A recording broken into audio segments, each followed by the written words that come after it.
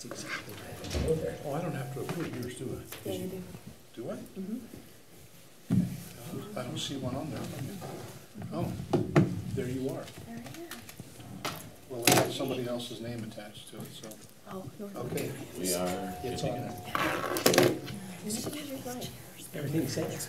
Oh, Yep. Pardon? You ready?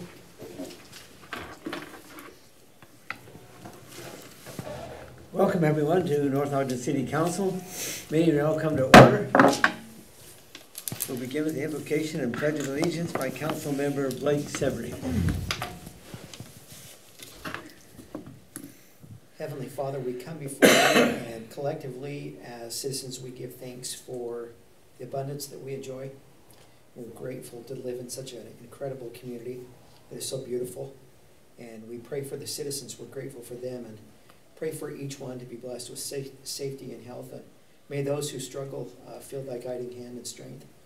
As we met this day, we pray that thou would guide us and direct us in decisions that would be best for the citizens and best for the community. We give thanks and pray for this today in the name of Jesus Christ. Amen. Amen. I pledge allegiance to the flag of the United States of America and to the republic for which it stands, one nation under God, indivisible, with liberty and justice for all.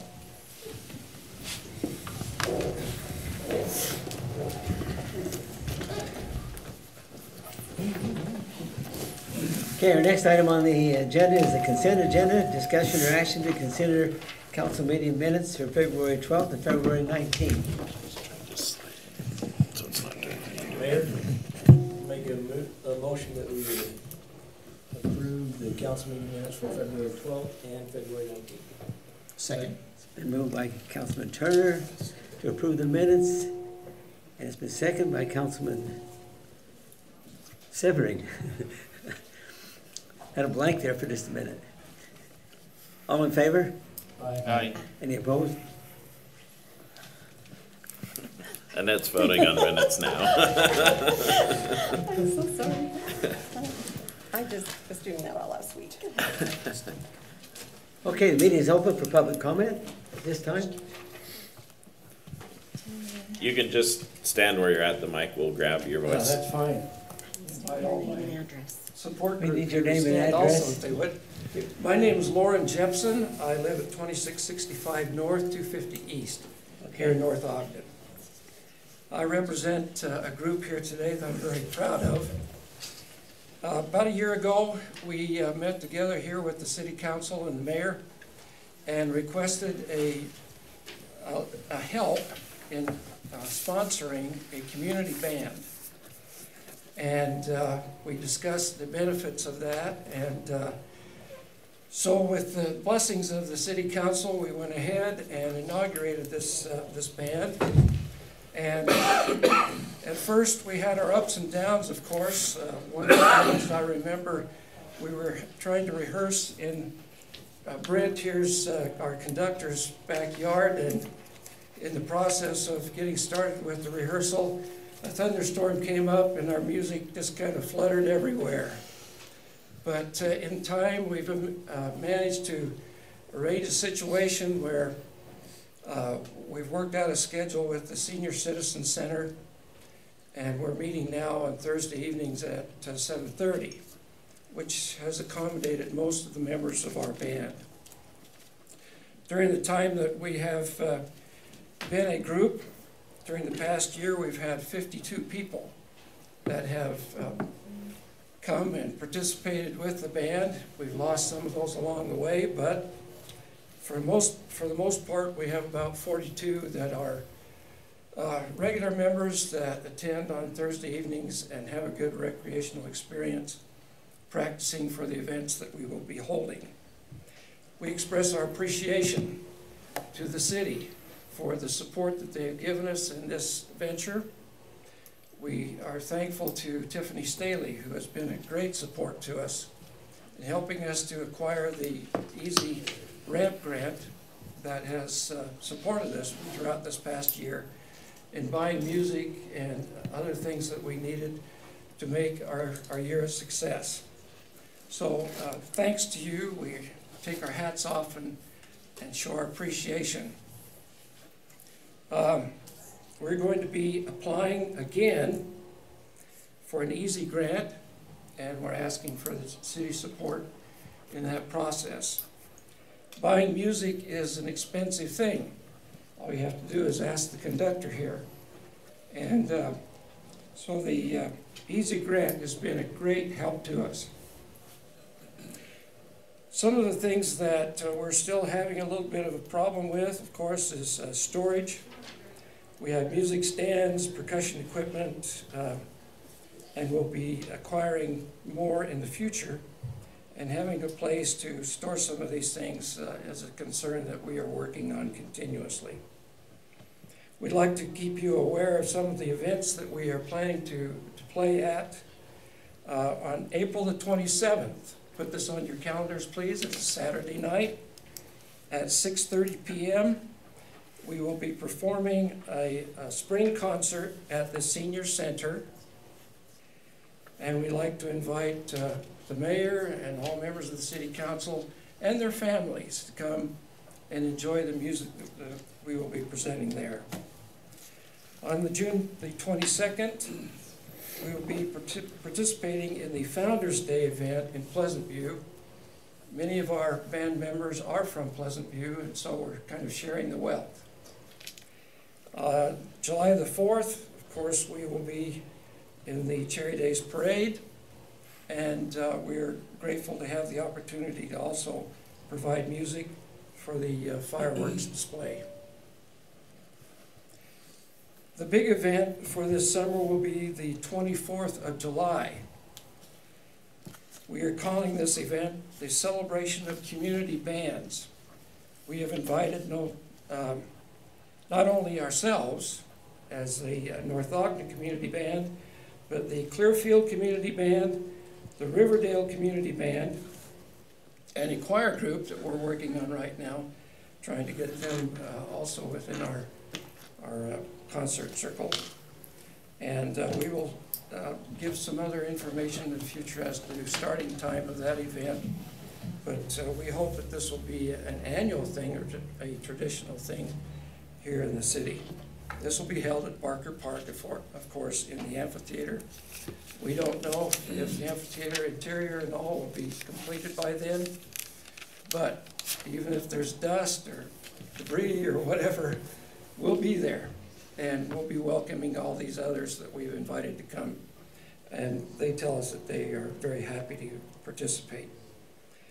I've also talked with the mayor about the possibility of inviting the mayors of these other community band groups to come and participate in this event. Thanks again for having us come and talk with you here today. And I'm going to give the floor to any of our band members here if they have any comment that they would like to add to these things. I'll go first then. Would you like my name and address? Yes, please. Ryan Hadley, 1922 North, 550 East in North Ogden here. I have a wonderful situation where every member of my family plays an instrument. And so it's not only a fun thing for me. When I graduated high school, I went to college with the intention to be a musician, and then realizing that was going to be a really hard thing to do and support a family, I had to put that on the back burner. And now, 20 plus years later, I'm able to do that and do that with my children and my wife. We also performed at the I can't remember the name. It used to be called the Emeritus Estates. Brookdale. We had an opportunity in the fall to perform there, and afterwards we were greeting with the residents there, and one of the women came up and said, she said, "I loved it, but it was way too short." And I said, "Well, next year we'll perform some more." And she said, "Do you realize that's a whole year away?" And she said, "Thank you for coming." And she said, "You don't realize how important that made us feel that you came and performed." And so, and I know as part of the band, we feel that we also are emissaries in some respect for the city, and we try and represent the city appropriately. Thank you. Hey, my name is Brent Broom. I live in Pleasant View, 3266 North, 1050 West. I'm the one that spends a lot of the big grant money, in fact, almost all of it. It goes, I just want to let you know that it is considered very carefully when I spend it. I go through, I spend a lot of time selecting music that's going to be appropriate for the group and also for the activities we have lined up. So it's not just spent willy-nilly or whatever. The numbers are considered very carefully. And if they don't fit, then they're sent back. So I just want to let you know that's how the money is being handled. Everything's being tracked and everything. So it's and Tiffany's helping us with that and everything, so that we are making sure that it is spent wisely and to a good purpose. The grant money is very important for us. We need that, especially now with the music. Initially, at the very beginning, it's important that we establish ourselves a library. When we perform a piece, we can't use that piece basically for about another 3 or 4 years until we rotate it back into the system. And so, once we have a library built up, then the need for purchasing new music will become less and less. And then we'll need to start getting the other stuff in that we need. And so anyway, for me, it's a great opportunity to conduct the band. They're a good bunch of people, good musicians, and we've been able to do some pretty amazing numbers, especially when we see you at the concert on April 27th. You'll be able to hear some stuff that's it's pretty good music. So, thank you. Thank you for your comments.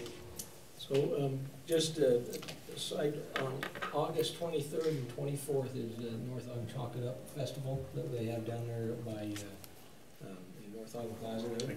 Yeah, and you may want to, we actually have our first meeting this week, and we always have some entertainment. That may be something that you guys may want to consider, and I'll let you know after the meeting.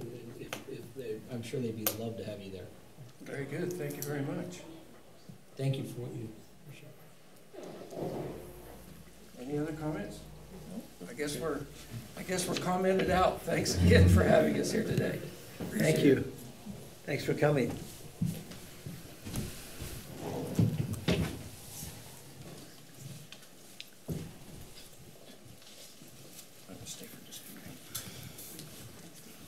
Seeing no other public comments, we'll move on to item 4, discussion on budget. Presenter will be Evan Nielsen, our finance director. Thanks, Mayor. Just note that after the presentation, this is a work session. We're not putting any final numbers together or anything of this nature today. We're just trying to work through the budget process so that sometime in May we'll have a trial presentation to the public and also a final presentation in June. So this is a work session. There'll be time after the discussion for public comments. In the meantime, we'll just work together on this table.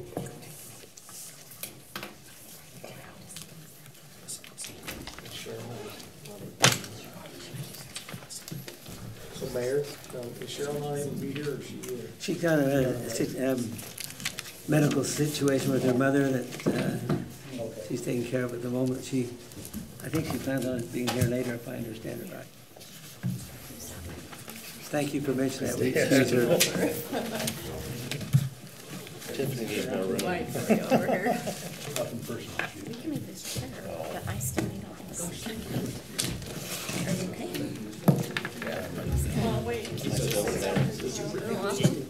No, I donate the first one, and I'm not using it.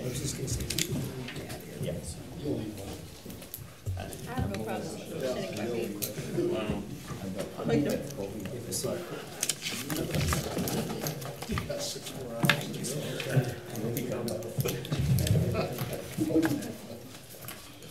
think you should. You can just roll the mouse or click.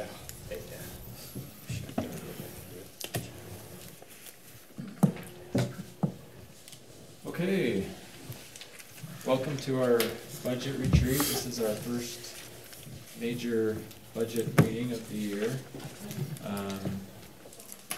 Our intention today is to cover the general fund, which is a big portion of our budget. And then we'll cover the capital projects fund, the aquatic center fund, the motor pool funds, and the RDA and CDA funds. Our intention today is not necessarily to come out with a final product.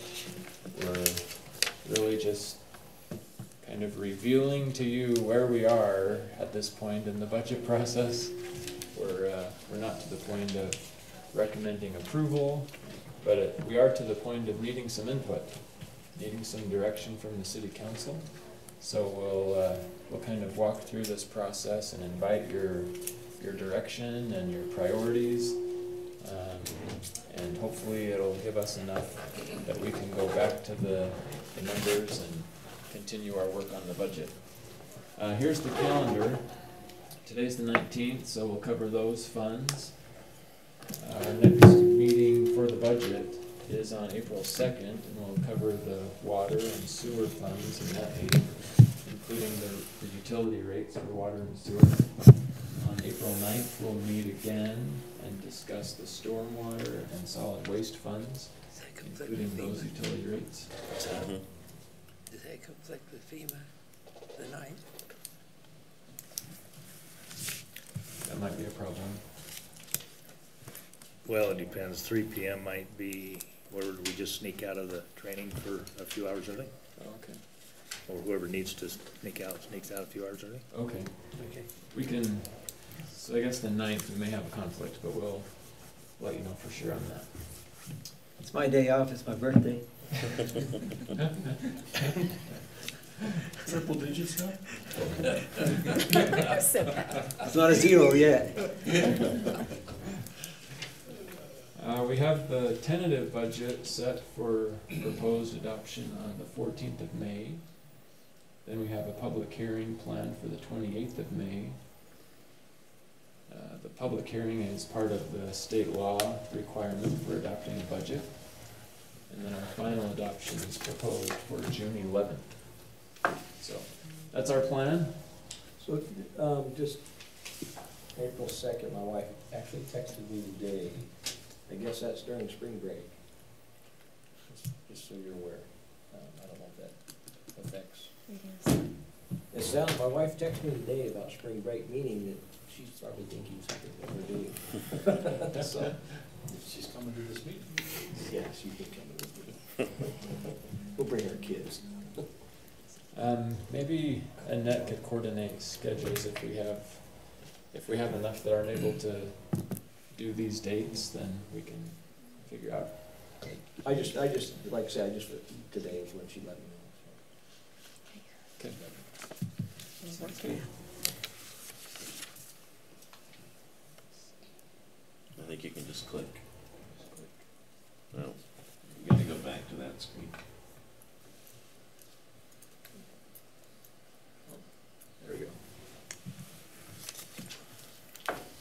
Okay, so as we're starting to talk about the budget, I wanted to just remind everyone of how our funds are structured.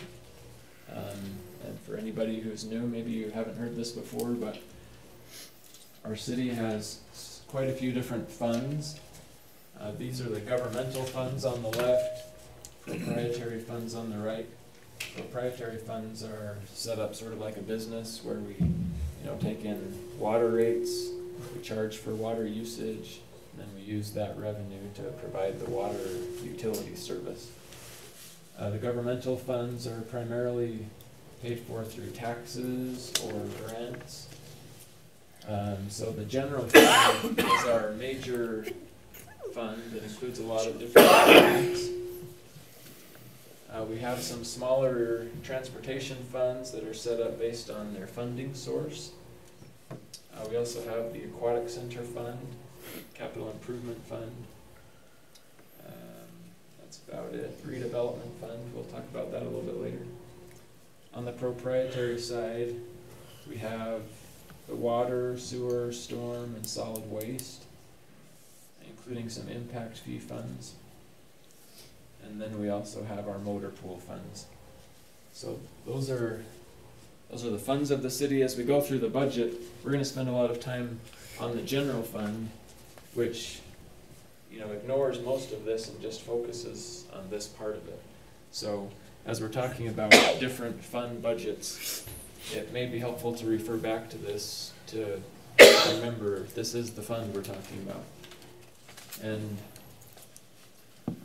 we had this discussion at the last meeting when we kind of did the introduction to the budget, and I just wanted to show this diagram one more time.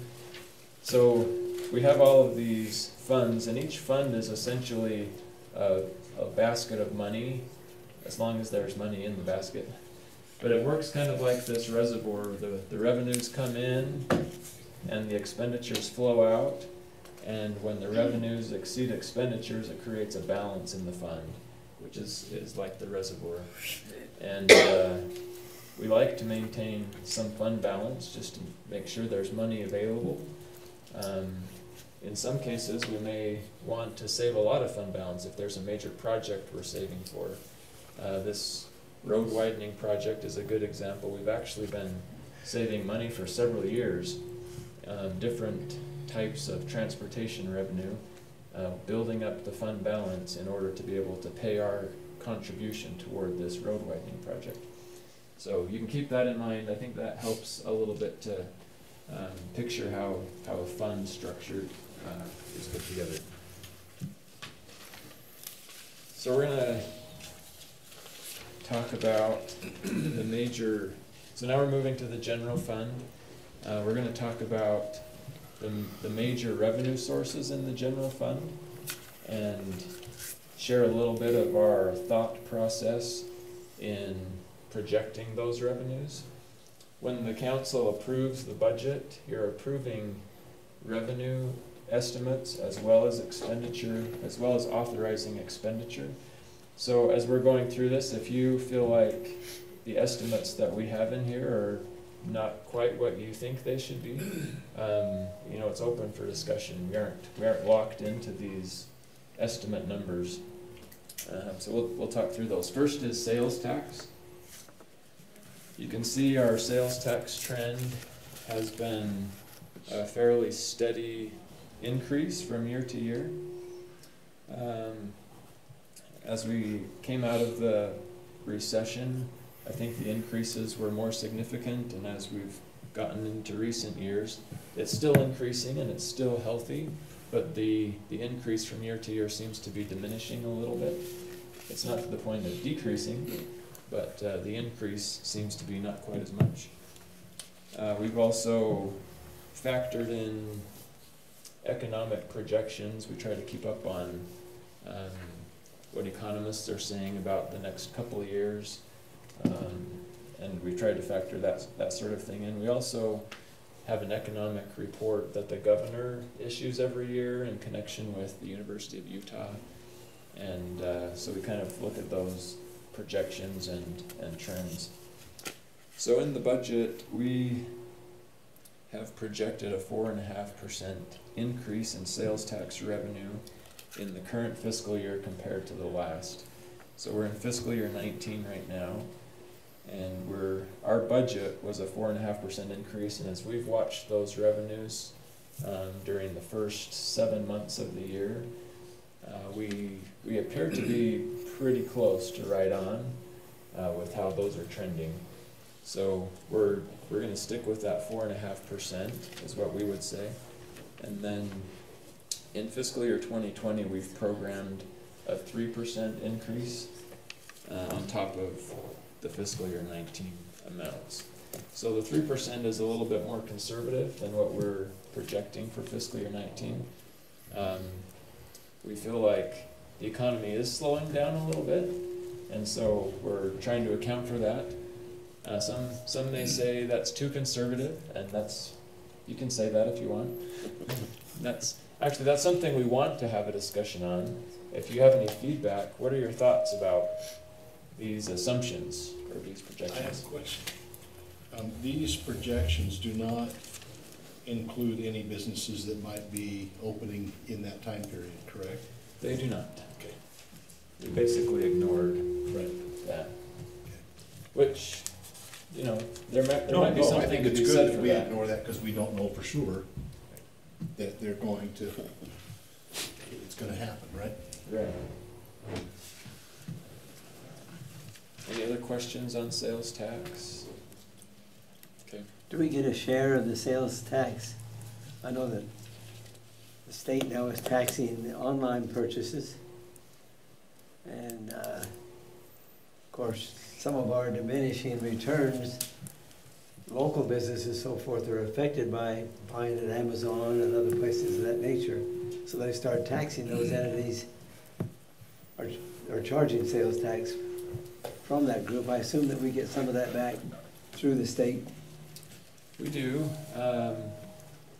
When we get a report from the state of all of the businesses that have filed taxes paid to North Ogden City, and a lot of the businesses on our list have no physical presence in North Ogden City. So a lot of the revenues we get do come from online sales. In addition to that, there's the sales tax formula. I guess half of our sales tax revenue comes from statewide sales through an allocation formula, and then the other half comes from what's actually generated within North Ogden City. So, any other questions? Okay. Let's look at property tax. Here's our property tax trend. This is kind of a difficult one to project. We kind of get whatever the county sends us. There's a formula and there's a rate, but how that actually comes in. For example, in fiscal year 16 and fiscal year 17, we got basically the same amount of revenue, where we expected that would have an increase over the previous fiscal year. Fiscal year 18, we did get a little bit of an increase there. This year, we think there's going to be a more sizable increase. And then so what did we put? 3%. We projected a 3% increase for fiscal year 2020. Property tax. The way the property tax laws work is the city is guaranteed the same amount of revenue that we got last year, plus if there's new growth, then we get additional revenue related to that new growth. So the trend that you're seeing, it's overall increasing. All of that increase is from new growth because the city has not increased the property tax rate for quite a number of years. We aren't quite sure how many, but it's been quite a long time since the city has adjusted the property tax rate. When the county calculates property tax, they do valuations of all the properties in the city, and then they set a rate that ensures that we get that same amount of revenue. So as the property values increase over time, the rate of the tax actually decreases in order to ensure that exact same dollar amount. And then that tax rate is also applied to the new growth. So that's kind of the process that they go through. A lot of cities, or some cities, do adjust their property tax rate from year to year. They might, Ogden City, for example, has evaluated their property tax rate for the last 3 years, and the council voted to maintain the property tax rate rather than letting it fall to what the county's calculation was. So it's considered maintaining the rate. The effect of maintaining the rate actually is an increase in the dollars that the city gets and that the residents pay. But that's something that Ogden City has done to try to keep up with the increasing costs that happen when, as you're running a city. As you look at the expenses from year to year, the general trend is an upward trend in the cost of employees and equipment and providing the programs that we provide. So that's something that Ogden City has done to try to be able to keep up with inflation and the rising costs of providing services. Historically in North Ogden City, I think we've been quite hesitant to adjust property tax rates, and but it's something that we should be aware of and know that that's an option if we feel like the revenues aren't sufficient to meet the needs of the community. It's just one of several options that we have for generating more revenue in the general fund. Any questions? Evan, did you say, when was the last time we actually raised? I don't know for sure. I believe it's 2005. 2005? 2005, wow.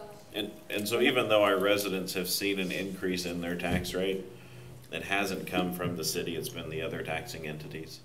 So the same roughly $290 that they collect for Councilman Barker's home is the same $290 they collected in 2005 for his home. So as his home values increased, our level of what we take from him, you know, as part of taxes has stayed the same, but it's becoming a smaller portion compared to home value. Several of the other entities maintain the rate or make adjustments which increase, so they would go from 300 to 400 to, you know, and some of them are close to $1,000 for most of our houses. The school district is the largest taxing entity that we have in the county. So just out of curiosity, what would that rate be like? If we were to recommend some kind of this maintaining the rate idea, it would increase consistently only once a year, right? And if it is, what would be that rate, would you guess? In order to increase the rate, it would have to be revisited every year. Yeah. What the rate would be, I don't really have a calculation. We can go on to there's a tax rate website where we submit our tax rates, our approved tax rates, and they have a calculator on there. So we can go on there and generate some numbers based on North Ogden City's property values, but I don't have the numbers right now. Well, thank you. Any other questions on property tax?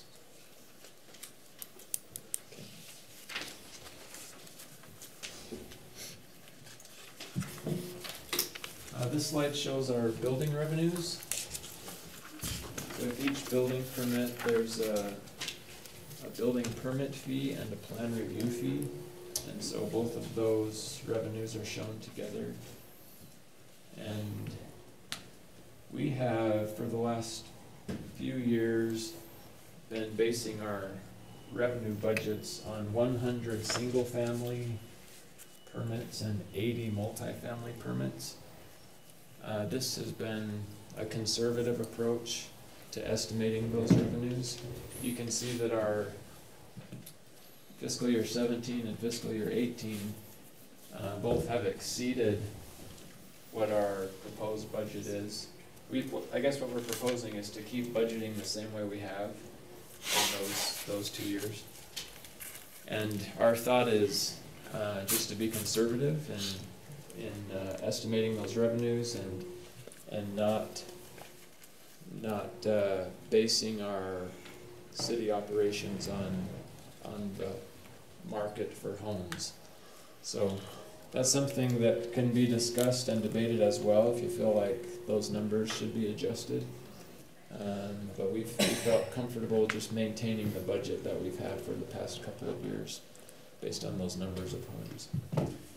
John, do you have anything else to say on that one? Just that, you know, part of the reason that you can even see on this graph here that in 2014 our revenues went down.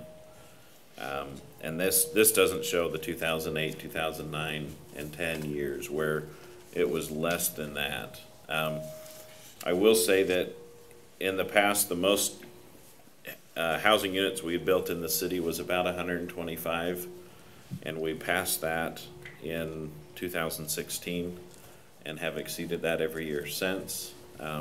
We have quite a few projects coming online, although the number of actual subdivisions has dropped a little bit in the planning department's expectation. We have a lot of people talking about it, but no one actually submitting permits for new subdivisions. It's typically been townhome projects or other things like that. So, you know, it's, like Evan said, we're being conservative. Or that's a recommendation to the council at this point. The council can be as conservative or non-conservative as the council would. Aggressive? Risky? We pushed it a little bit, didn't we? On sales tax. Yes, we did. And we made it. We seem to be right on target. Not much of a cushion this time, but. Not pushing it this year. All right. So here's utility tax. The utility tax includes franchise tax that we collect from Comcast, Rocky Mountain, and Dominion. And then it also includes telecommunications tax that you see on your phone bills. And this tax has been trending downward for several years, fairly gradually. We don't know all the reasons for that. You know, one reason might be people getting rid of their landlines. This also is affected by how hot it gets in the summer or how cold it gets in the winter. You know, because of the cost for natural gas or the cost for electricity for air conditioning. So maybe we'll prove a global warming theory or something, or disprove. I don't know. Anyway, this is trending downward, and we don't have a lot of control over this, but we're projecting.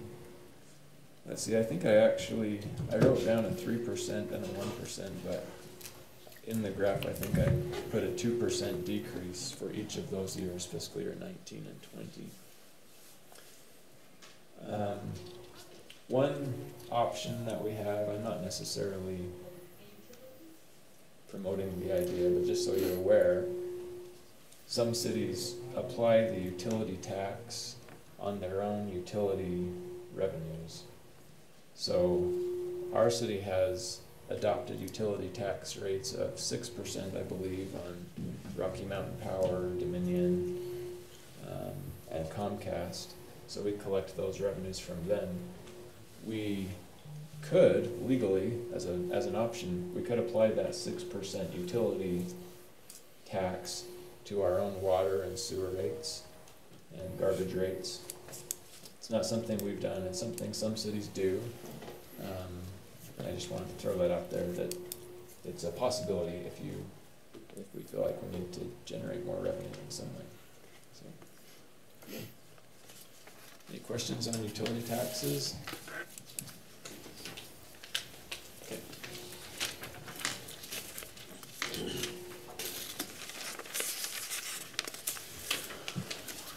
This graph shows our Class C streets money.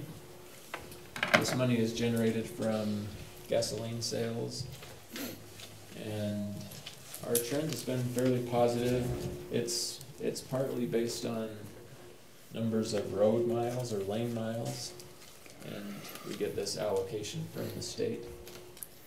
So we're projecting an 8% increase in the current fiscal year, and then a 2% increase in fiscal year 2020. In the current year budget, we have $716,000 budgeted for this revenue, and we put $500,000 of that to projects, road maintenance projects, and then $216,000 of that would go toward operations of the streets department. So that would pay for salaries of streets employees, it would pay for salt, it would pay for parts on snow plows or blades, those sorts of things. In the fiscal year 2020 budget, we proposed a $600,000 amount to go to projects, and then $204,000 to operations. That was in an attempt to get more of the street money on the ground, so to speak. So. And the 8% increase, is that due to the changes in the tax, gas tax on the state level? You know, and our share of that going up, where's the 8% coming from? I think that's probably part of it. We've also had more roads put into the city. You know, our city's growing and other cities are too, but some cities aren't growing.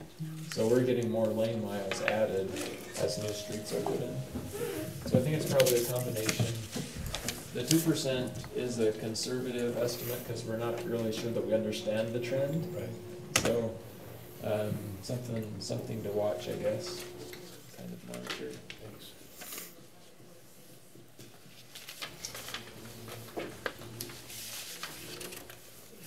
Well, and don't forget that tax is very similar to a sales tax where a growth across the state affects the amount of money that we get. I guess the other thing is a lot of that revenue is based on the number of gallons of gas. So as the price of gas goes down, more gallons are purchased, which would increase this revenue. So it could be reflecting somewhat the improved economy over the last several years. Yeah, and the low price of fuel that we've had over the last couple of years.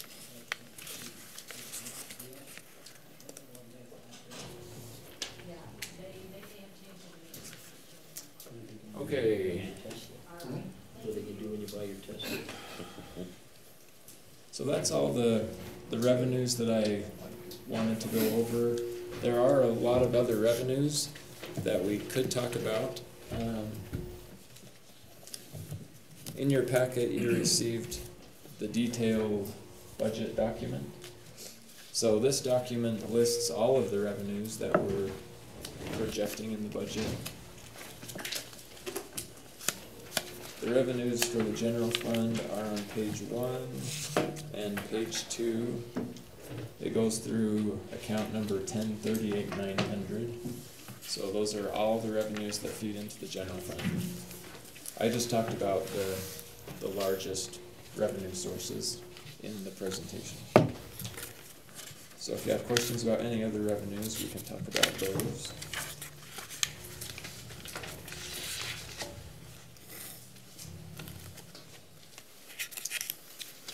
Otherwise, we'll move on to expenditures.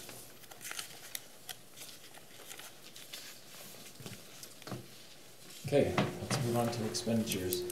In the staff report that I prepared, I put a list of proposed expenditures. So the document, the detailed document has all the line items and all of, you know, you can look at the current year budget compared to the proposed budget. This column called change, after I send it out, I wondered if maybe that was a confusing way of showing that, but the change column does a division problem, and so if it shows 100 in the change column, that means it stayed the same. If it shows 103, it increased by 3%. So maybe you figured that out. But when I was looking at that column for some of the capital project lines, the changes were so significant that those numbers just looked odd to me. So anyway, so this is the document that we have in the budget right now. The staff report, I tried to pull out, you know, what are the major requests.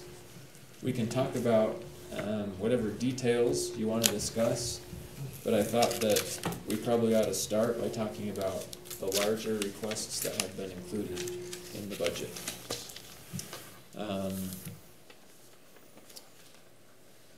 And I think probably what I'll do is pass this out now. This is a revised list. I'll just pass those around.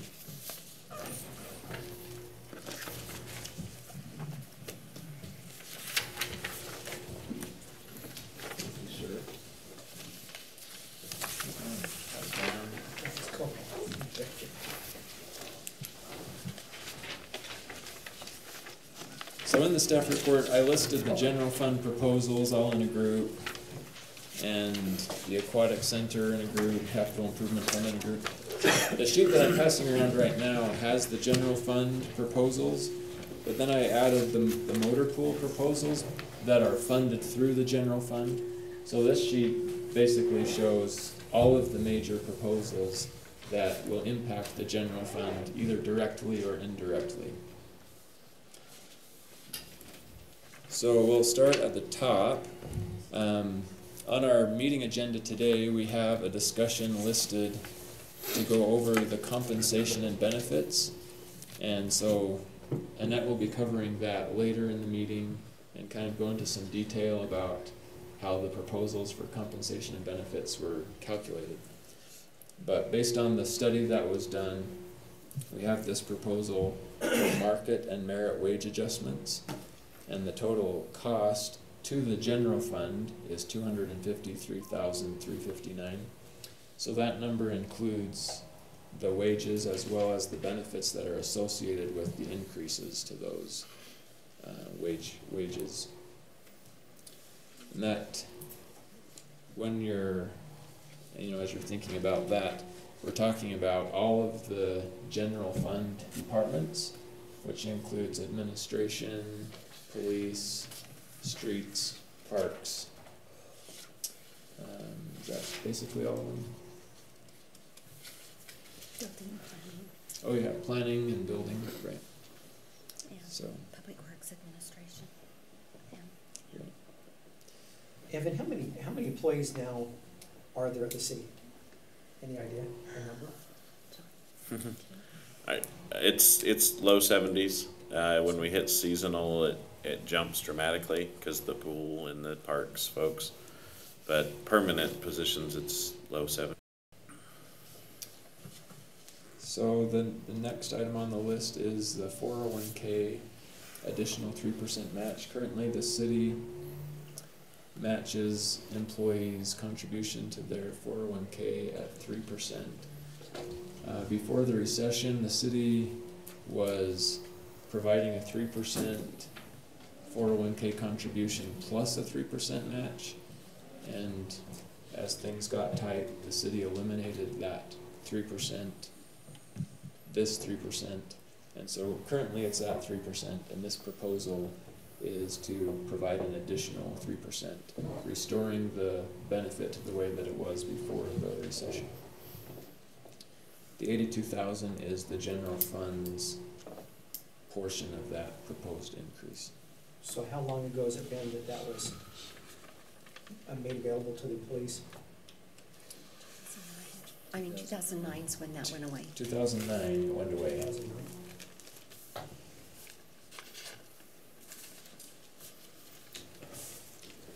And council, just so you know, as Evan's talking about this list, everything in the budget is, obviously it's not final till June, so don't think that the mayor or anybody is saying this is what has to be done and we have to find a way to fund it. These are just all the items that we've been talking about doing, and the council gets to make the tough decisions, so. And Some of these were requests by us. Right. And as I mentioned in the staff report, these things are in the spreadsheet, but the budget doesn't balance by a long shot, so we can't afford all of these things. They're just items that we're talking about, and then we'll talk through what's more important than what, and some things will have to be eliminated or pared back or delayed, or we have to balance the budget. So, but we put all of the requests in so we could see where the chips fall, and then we come to you for direction on what the priorities are. We have the next proposal on the list is a new full-time code enforcement and resource officer position in the police department. Chief, do you want to comment about that one? Last fall, we inherited code enforcement, but not an enforcer employee. So our frontline people and animal control have been taking that responsibility. And then the other half of this full-time position is a community resource officer, in essence, a desk officer. In 2018, we had over 1,000 walk-ins, which means somebody walks in off the street through our front door and need police assistance. But doesn't always necessarily mean they need somebody with a gun and a badge, essentially. It's they have questions, or they need to fix a ticket signed off, or something to that effect, or they found some property out on the street. So typically there's a phone in the lobby, because our secretary of staff's they're not able to handle those types of things. There's a phone in the lobby. They call dispatch, which is downtown Ogden. Dispatch radios an officer who's out in the field. That officer leaves their post, whatever they're doing, comes to the office for typically a 30, 60-second detail, and then gets back and runs back out to their post, which, you're talking 10, 15 minutes for a simple walk-in. So to have a desk officer there that can handle those types of things would leave those people out on the street to do, some more important and higher priority details. So Chief, would it be the same to basically train one of the people that are there now to be able to do that? To be able to have them become a resource officer, or is that not feasible? We could, we could do everything from have me, step out there and handle all these, but essentially what we're doing is we're just pulling people from their tasks and their duties of what they're assigned to do now to fulfill these other tasks and duties.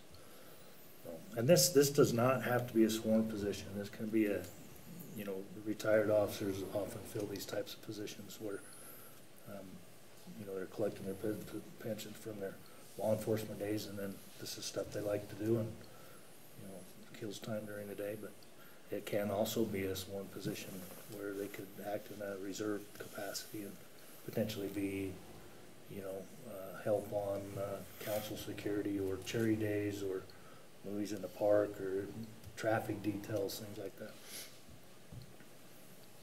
And that number's salary and benefits, right? Yes. Yes.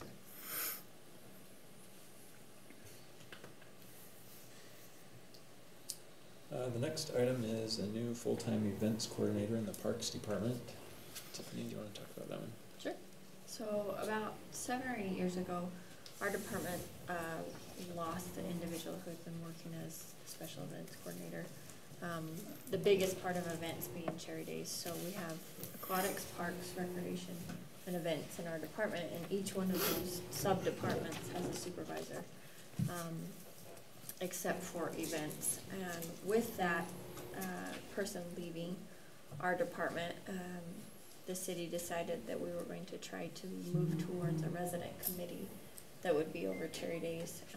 So all of Cherry Days was split up, and different departments throughout the city, Public Works, Police, our department, all took on individual pieces and parts of Cherry Days, with the intent of turning that over to residents in the future, and Cherry Days would be run by a resident committee who did the planning and the prep work for Cherry Days. And over the past few years, that resident committee just didn't take shape. The effort that goes into Cherry Days is more than most people are willing to volunteer. And it's been left with each of the individual departments, but it's been, as Cherry Days grows, it's been an increasing load, along with all of the other events that we have throughout the year, and the activities that we have. And so this is to put back that events coordinator, events supervisor position for that sub-department of our Parks and Recreation Department.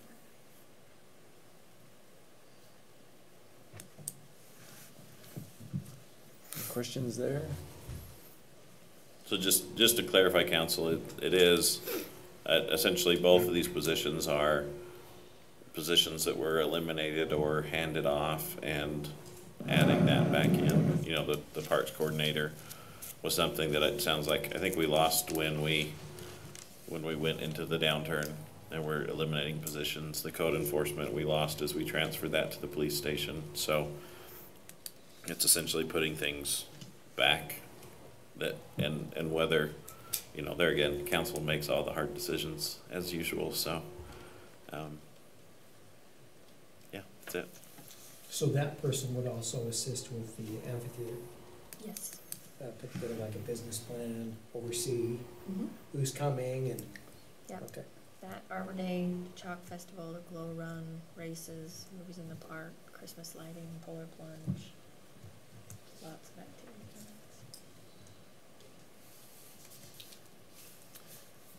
The next one is changing a current part-time parks worker position to a full-time position. Any comments on that one? This was our intent to do last year, and we just ended up, the way we worked it, it didn't work out this way, so. We've reached a point in parks, we've discussed this before, where we cannot add any other parks or responsibilities, and we have some coming down the line without adding additional personnel. So this is one way to do that, is to change this permanent part-time position, which we're very rarely able to fill, and keep a person in there into a full-time position.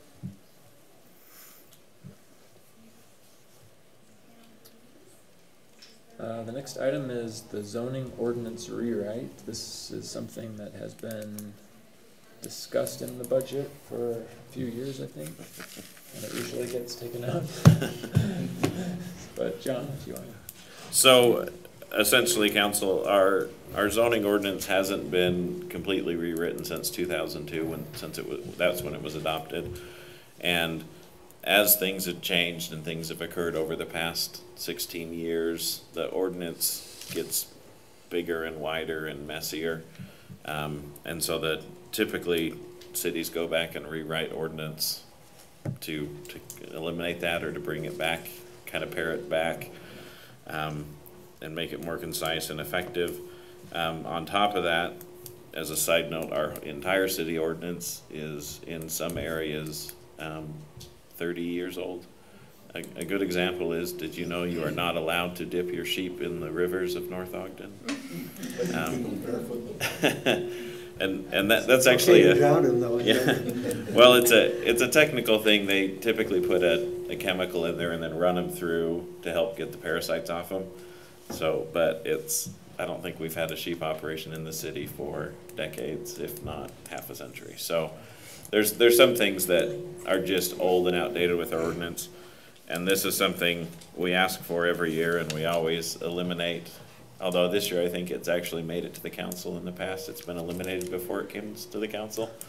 So anyways, it's something that needs to be done someday.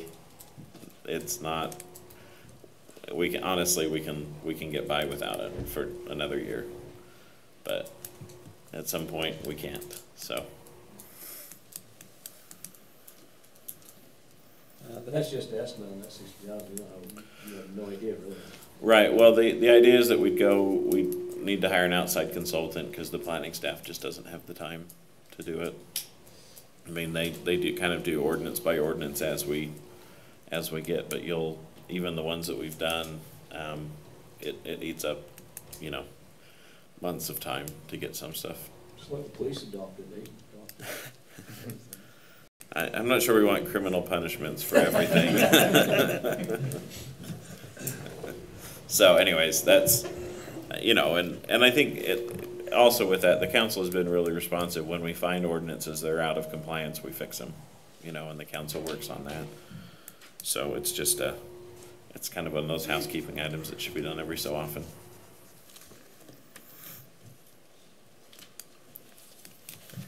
The next item, portable and in-car radios in the police department. In the budget you received, we, by mistake, included the in-car radios twice, once in the police department and once in the motor pool fund. So the 56,000 listed in this table, we would subtract 39,760 from that number. And then we would leave the in-car radios in the police motor pool fund.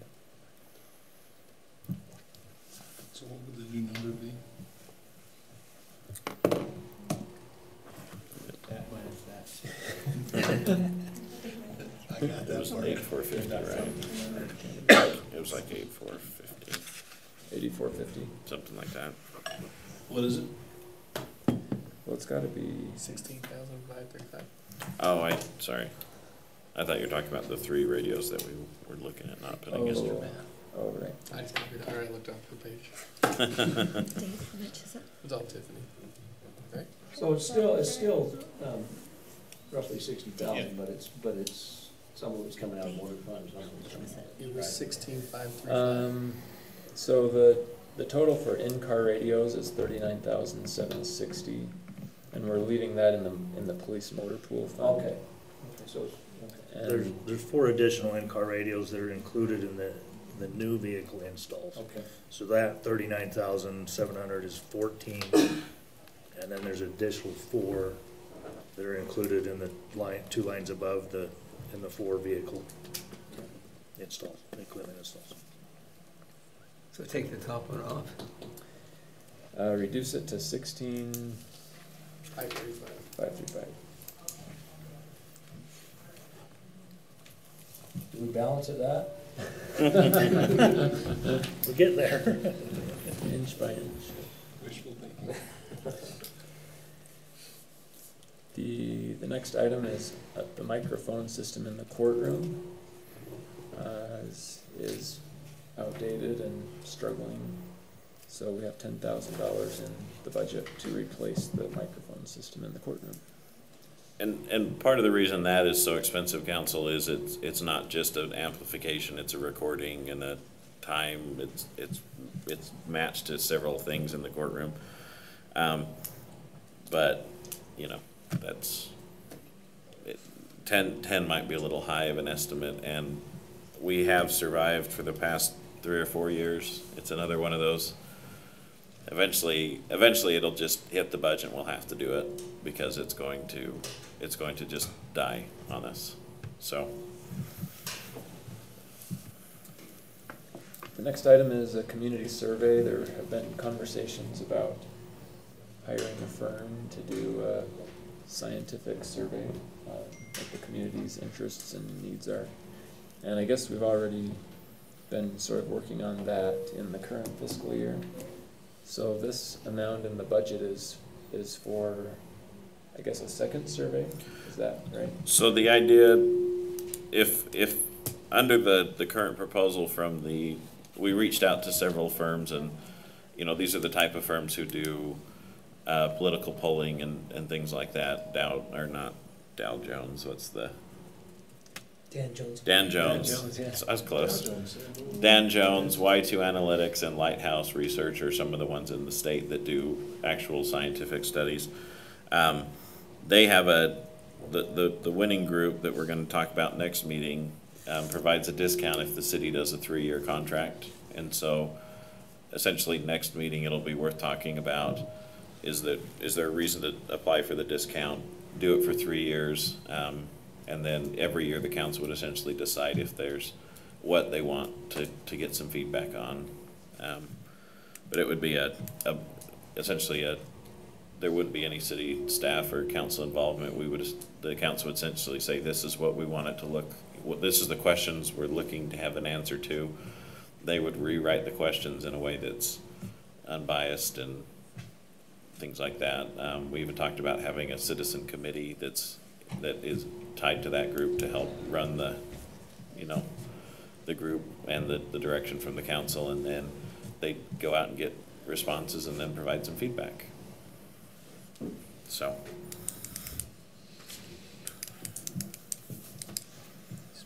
The last item in the general fund is elections. Of course, we're on an election cycle, so I think last year we budgeted 3,000, but this year has to be a lot more because we have a major election. We had municipal elections this year. Last year we didn't. And so If we eliminate elections and go monarchy, would that work? No. the state code wouldn't let us do that. And we also, part of the reason is we anticipate a primary election this year, where if any of the positions have more than double the number of applicants apply, then we have to do a primary. So if the 2-year seat had 3 people apply for it, then there's a primary, just like if there's 3 who apply for the mayor's seat, or 7 for the 4-year seats. So So that amount's there, it's not really something we can take out, but it's there. Y'all just run unopposed, you can take it out. Let us know how that goes. So those are the major requests in the general fund itself. Do you want to have conversations about priorities of that list? Do you want to move on to the next fund? What is your desire? So I guess my question, Evan, is you said that we're way, you said earlier before we started that we're way out of bounds of the budget. What does that mean? Give us a number. 86. So we have a 985,000 grand total here, and there's 600,000 out of budget. So we have 300,000 that we have to skim 600,000 out of it. So, well, this morning our department managers met together and we went through this list and talked about how to deal with the $600,000 deficit, and came up with some ideas. So maybe now's the time to talk about that. So first off, we've established we need to skinny the budget by 600,000 somehow, and then we'll Just this sheet? No. Well, that's total not budget. Total budget, okay. So we need to figure that out, and then from my standpoint, I kind of just look at this just without knowing that the zoning thing and the community survey are two things that I would say, well, those are things that we could wait on, but I'd like to hear some other ideas too. So, but those are just two that jumped out. Sure. Well, and just to help put this in perspective, I don't think we told you what the actual general fund expenditure is or revenues. And so essentially the general fund receives, or we're projecting to receive almost $8 million this year. It's like 7.9 something. Is that right, Evan? I guess Evan's got the actual numbers in front of him, so. Councilman Turner, what were the two you said?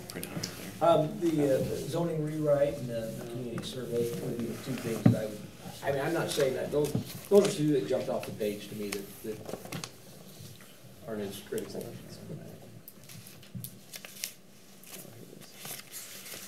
But just so the council knows, it's not like we're 50% out of line. It's like 8% over budget right now.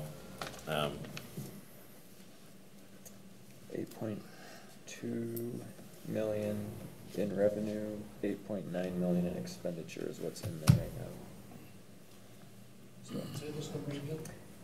8,267,000 is what's budgeted for revenue. 8,953,000 is what's in there for expenditures in the present form. And so not saying that the council should take this approach, but just for the sake of argument, one way to amend the budget is to scrub this list or other items, or the other way is to create new revenue. And so if the council said we're going to go out and we're going to get that $600,000 from property tax, there's a mechanism to do that if that was palatable to the council. Or we can push our sales tax a little more aggressively, although, none of these are being recommended by staff because it's all kind of high-level policy decisions for the council to make. Maybe we can take a harder look at the building fees and look that angle. There's other, it's not just cutting, there is some opportunity for revenue, but understand the revenue we have a whole lot less control over than the spending. So. I'd say my piece, I'd like to hear what the other councilmen, like what you mentioned, they discussed earlier today. Do you think you can pull up this spreadsheet on the screen? John's going to pull this spreadsheet up on the screen. I think it probably will be useful if we talk about these motor pool sections, because in the current version of the budget, all of these items are funded in the motor pool funds via the general fund. So we're transferring money from general fund to motor pool and to police motor pool to pay for these new vehicles, mowers, radios. And one of the things we talked about this morning to reduce the general fund impact is to just use fund balance for the purchase of vehicles and equipment in some of these cases, which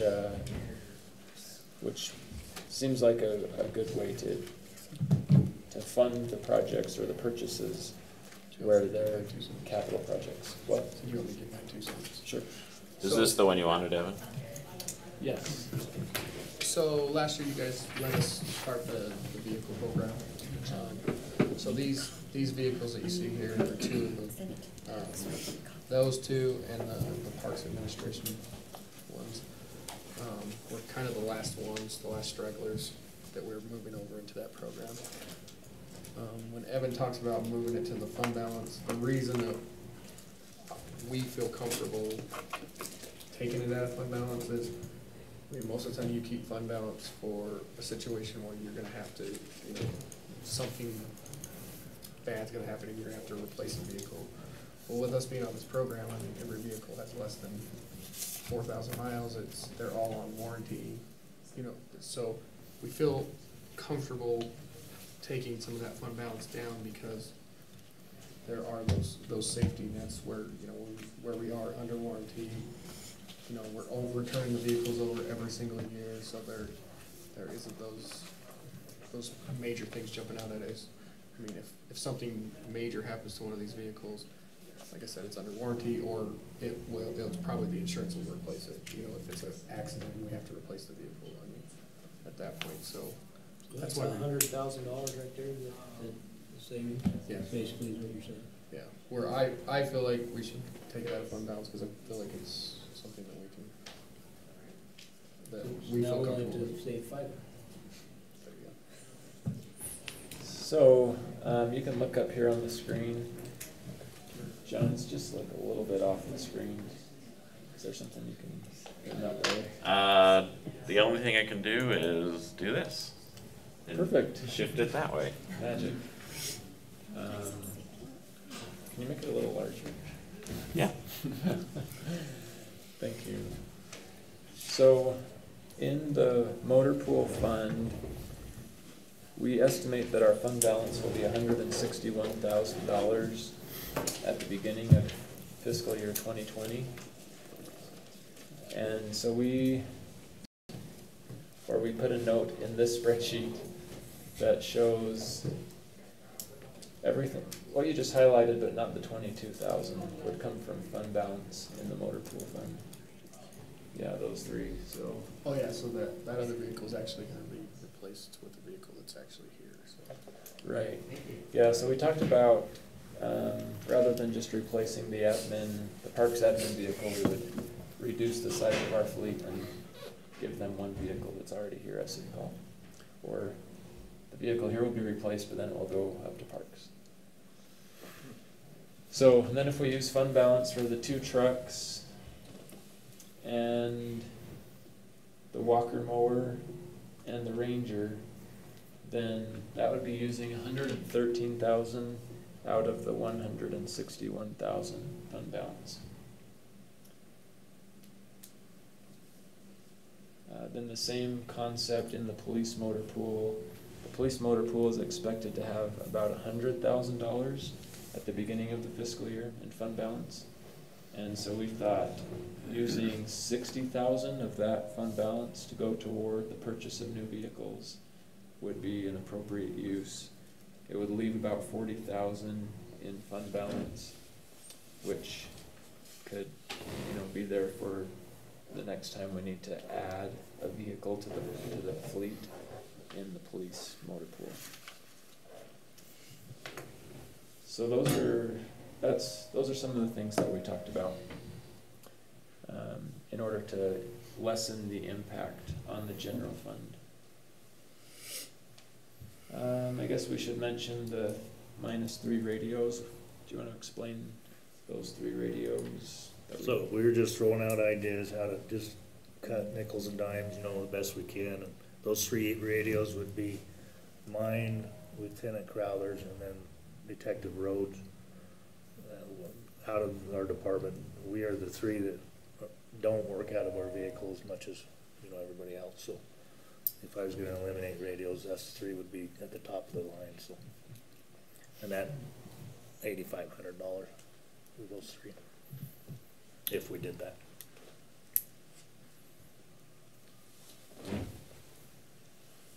So,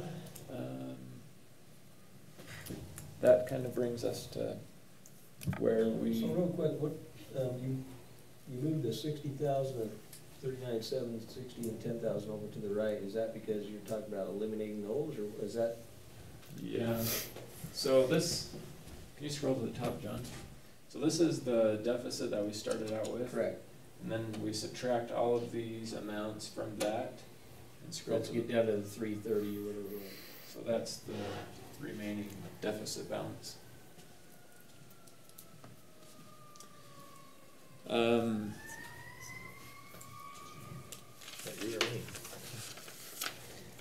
can be mainly you. So, do you want to talk about priorities here? Do you want to move on to other funds? What would you like to do? Might as well tackle it while we're here. Do we need to update this spreadsheet to reflect the new paper that you handed us out? With the $12,000 for community survey? Yes. Thanks, John.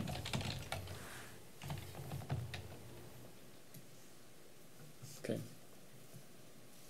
That would change that number to that, right? No. Oh. It should be 678, 526.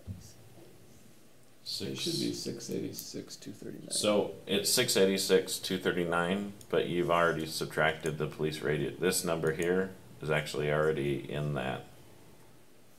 That's how you got to the 646. Does that make sense? Okay. So I'd say make the top number match what the deficit is. Okay. 686, 239. Yeah. Yeah. Then we subtract everything in that column. Okay, so what are your priorities?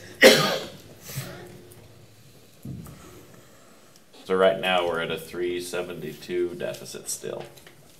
What's the 299,610? It's this number minus this E34 I think minus. it's the difference between 985 and 686. Yeah. Well, the deficit is 299 then instead. The deficit is 372. Okay. This is just showing essentially how much of this 985 we can still spend without, right? It is, but it's kind of meaningless if we are using fund balance, so you could probably just ignore that number.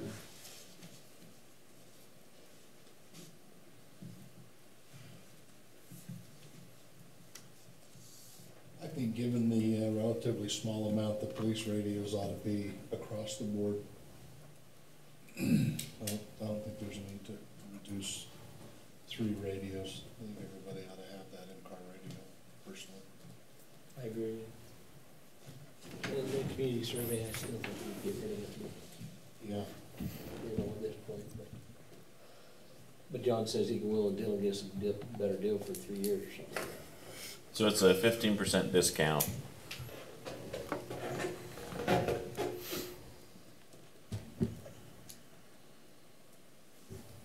So between that idea and that, we saved $3,000. We still got a ways to go. Chipping away. Yep, 3,000 at a time when we get there.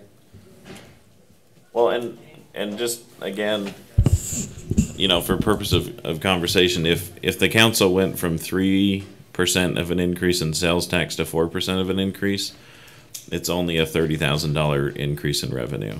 So that because what we're doing is showing the percent change we're expecting, and we get $3 million in sales tax, or that's what we're projecting for this next year. So pushing that fund limit in a more aggressive manner doesn't yield a significant payout.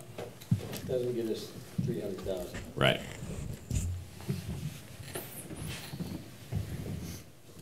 So was, the ideas that you guys had earlier today, was that the ones that you listed? Or were there any others that you had brilliant ideas on? So we had talked about some of these positions, and not saying that there was a consensus in the group, but there's ideas like we could start both of these positions on January 1 instead of July 1, and that would cut those costs in half. The trouble with doing that is you're kicking the can to next budget year, and you're essentially saying, but we will fund this $154,000 the next year because we'll have 2 full-time employees who expect to be paid on July 1 of next year.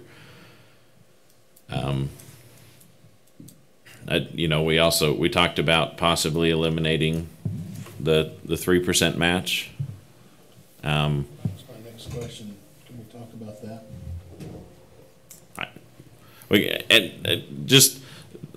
I think this group has a good enough relationship that no one's going to see anything as a bad idea. Even if we just said, well, you know what, we're not going to do either of these 2 positions. That's why you guys get to make the hard decisions, But and everything's on the table. So on the additional 401k, we haven't had that for 9 years. Is that correct? 2009 is when it went away. So 10 years. This would be the 10th year. How does that compare? I know how it compares to the private market. 6% is unheard of, right? Unless you work for Apple or one of those. In the healthcare industry, that's actually a common number. Not saying I'm not. Yeah, healthcare. Healthcare is about the only place I've seen that. With what they charge, they can afford it. Right? Councilman Swanson? Yes, sir. I know this was before my time, but there are people that still work here that were here when this happened. That 3% was actually given in a particular year in lieu of a raise, and whatever their reasons were, it's cheaper for the city, for one, to give 3% into a 401 than 3% in a paycheck, and so when that was taken away, essentially that raise was taken back. And also, if you don't mind, some of you were here when we did that survey, and private and public, and there was no way you could afford the private sector salaries for our employees. It was never discussed again after it was talked about. But one thing that public can do is they can give better benefits where the private sector can't, because we don't pay as many taxes on them. That's my recommendation. I'd recommend putting that in. Just working in the public sector. Sure. We don't make as much money, but we get better benefits. Does the fire department work? Since I've been in this meeting, we've been from 5 calls. From 11 last night to 9 this morning. 5 calls in an hour and a half. Looking at my phone. So, yes. But, no, I think it's important to put it in. I know at the fire district, we have that 3% match that came from North Ogden City. So, I think it's important to be there.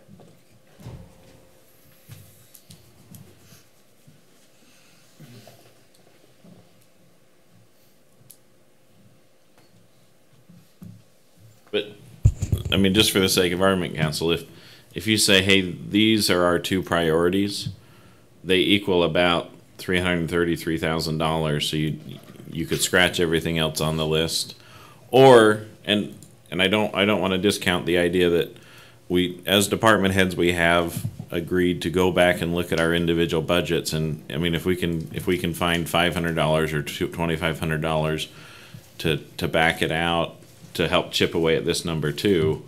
It's just we're probably not going to be able to do that and find $370,000. So. So our intention in this meeting is not necessarily to get it down to zero. We still have a lot of work to do, but we do need to know some of your preferences so that we can incorporate your priorities into the spreadsheet.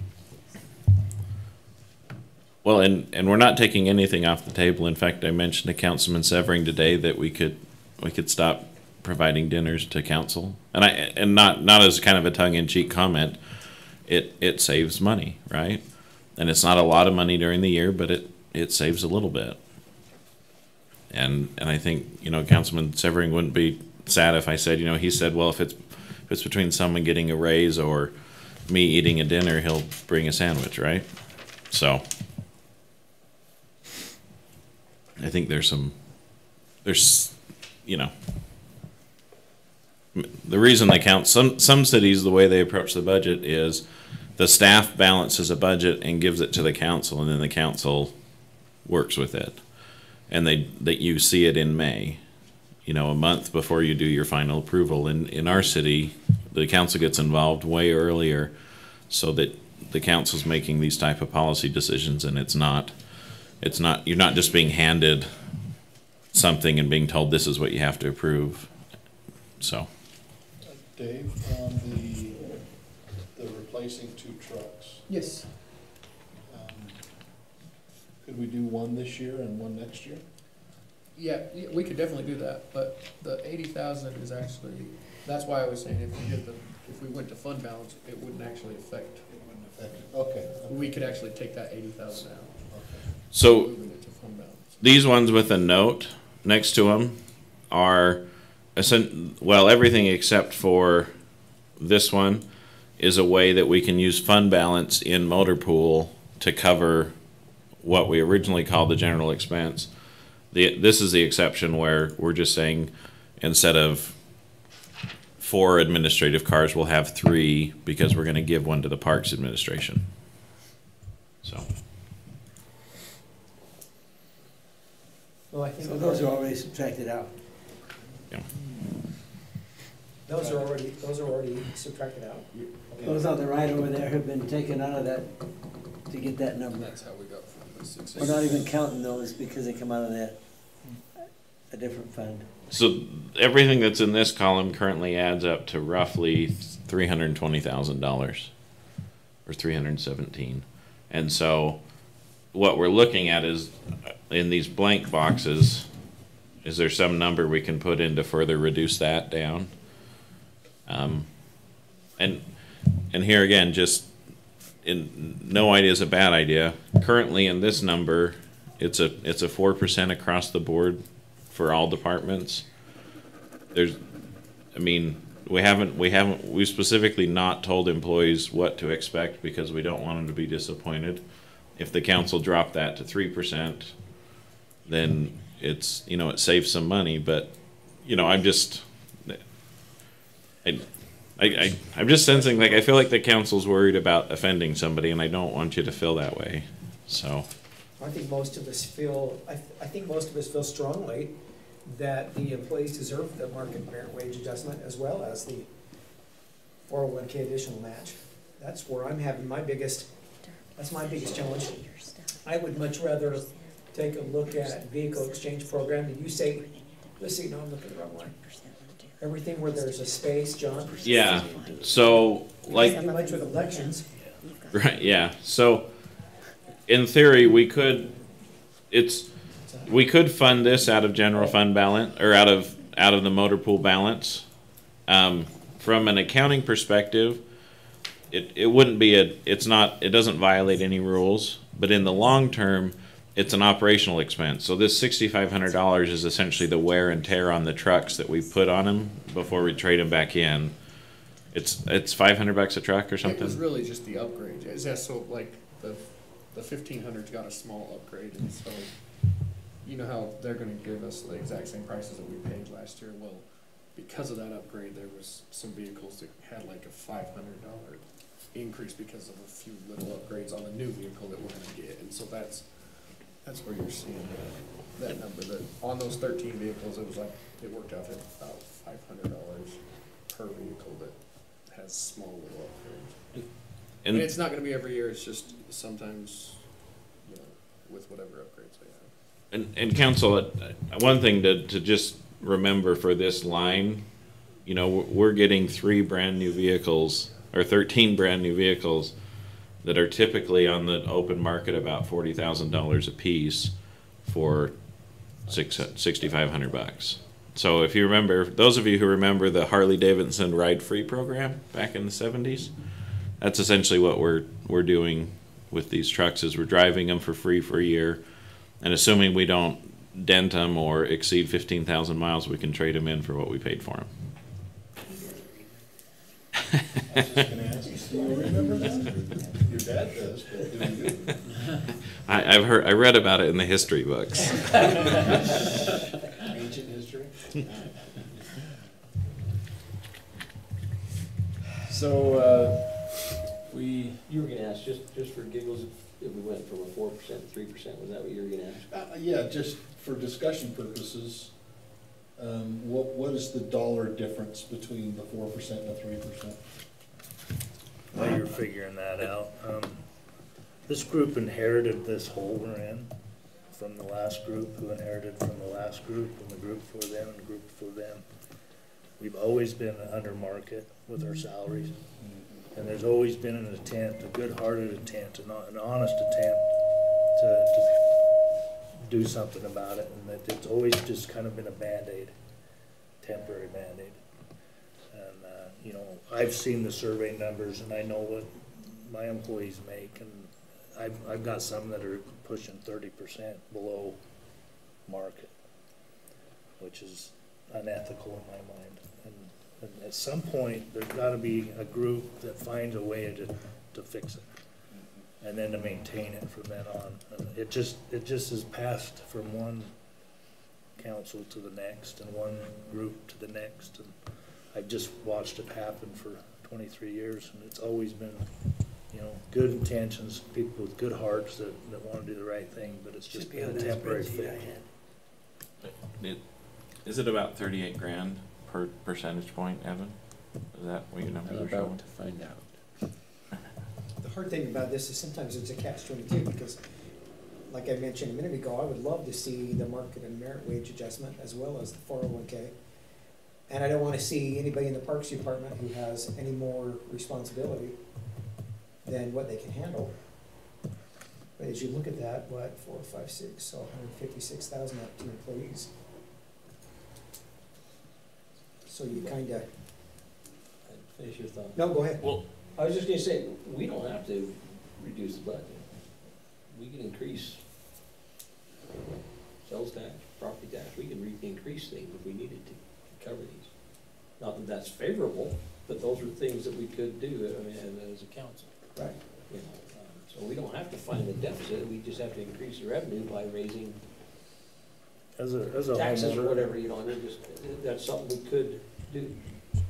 you know, as a homeowner, I value the services that are provided me by the entity where I reside. If they come and told me that, you know, services aren't getting cheaper, they're getting more expensive. And in 15 years, we haven't increased your tax rate, property tax rate. I say, well, increase it. I want my services. I like them. I mean, obviously that's just me, but I think any reasonable property owner would have the same perspective. It's not, well, how can we cut services? It's how can we pay for the services we want?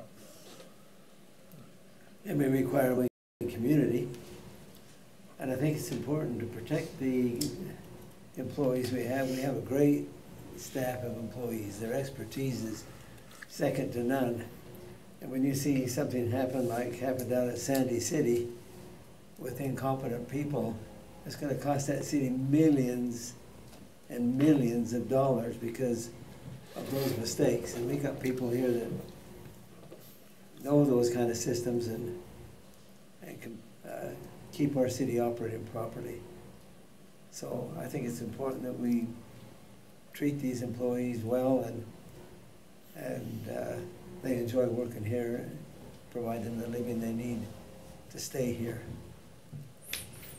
So Evan, just out of curiosity, what would we have to do to make it balance with all of these being in there? I mean, it's a $600,000. What would we have to do to raise it? Would we have to raise everything? I mean, I'd like would we have to go 20% on?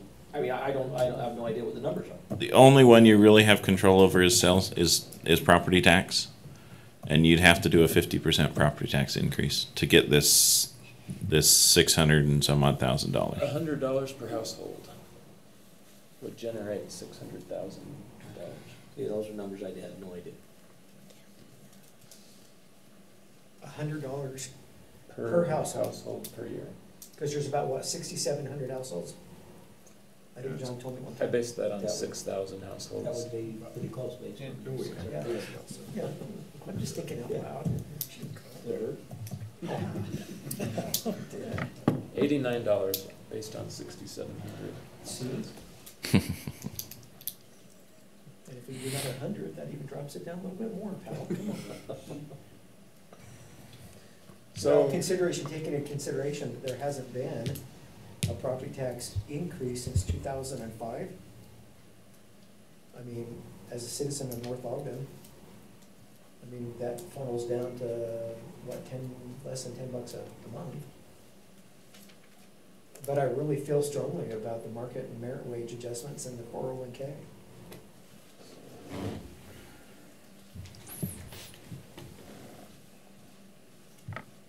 So a couple of years ago, I'm going back to fire district here, we raised taxes 20% over there, 26%, which was $20 a month, or $20 a year per household, roughly, I think.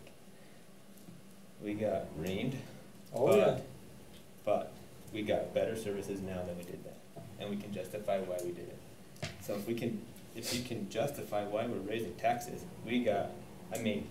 with our new fire station on the hill, we can actually get to North Ogden a lot quicker up on the benches than we could before. And we were able to, we took the beating, but. And you took a beating from this council. Right. So I think employees, they deserve it. I mean, if we're not gonna keep our employees happy, keep them paid what they're worth, what's to keep them from going to Pleasant View? What's to keep them from just going to Harrisville right next door? Their commute's not any longer, so I think we need to really look at wages and keep them up. Well, if we continue, like if Barker Park continues, if we start working on Barker Park, and then you've got the park out in 2550 by, we're gonna have to increase somewhere down the line to be able to provide for those. Seems like that seems the most viable option to me. Especially if we don't wanna continue to, these two particular positions. We want everybody to be able to do their job and do it well and not have to be more burdened because we don't have the ability to have extra positions. So it seems to me the only option is to look at a property tax adjustment.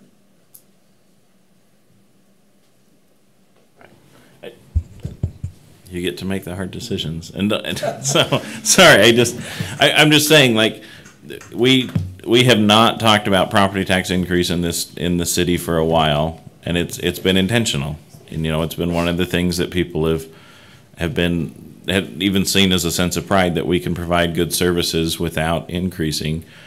And so, I think, and this is just coming from me, but instead of trying to hit this number, we've already been able to drop it.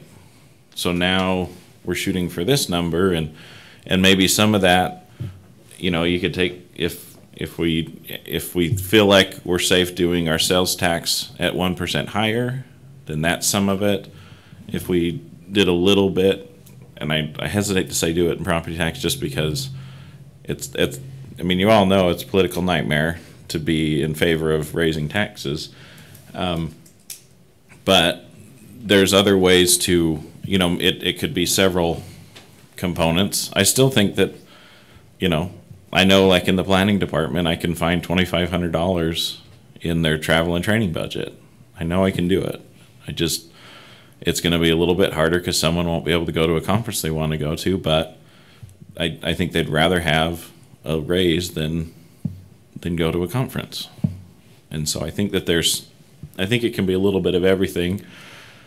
And I guess what I'm saying is, if the council feels like these two things are their top priority this year, then I think we can go to the mat and try and eliminate the exposure on tax increases as best we can, by the next time we talk about it. Because I don't want to say, well, we're just going to wash our hands. If you guys are going to raise property taxes, great, our work is done. Because I don't think that's smart, a smart approach to it either.